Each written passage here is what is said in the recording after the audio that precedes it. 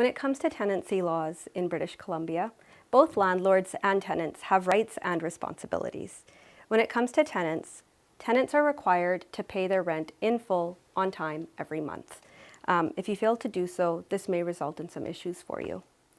Secondly, tenants have the right to what we call quiet enjoyment.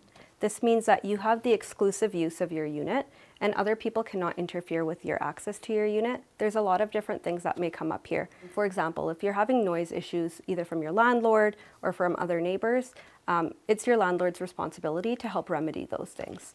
If they fail to do so, you can file a complaint with the residential tenancy branch.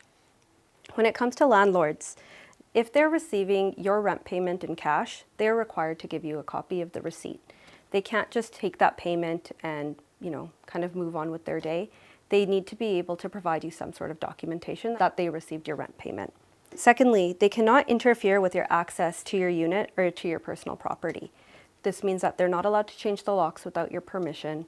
If there is snow in front of the entrance to your unit, they are responsible for clearing that, unless some sort of strata laws or something else applies there.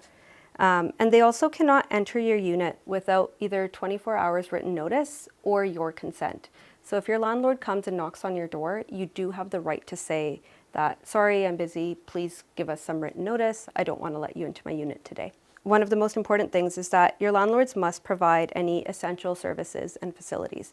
Usually these include things like heat, electricity, water. They can also include things such as elevators if you live, in a very tall building.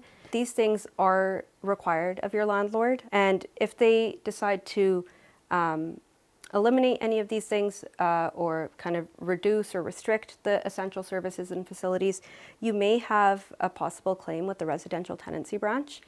They do have the option of doing this in a legal way by providing you 30 days notice and reducing your rent in a proportional manner based on whatever it is whatever service or facility is being removed. And the last thing is that when it comes to the tenancy agreement itself, your tenancy agreement must be in writing, and both parties should have copies of the tenancy agreement and any changes made. And when it comes to things like changing locks, tenants need to have a copy of any new keys, and both parties have to agree to those changes as well.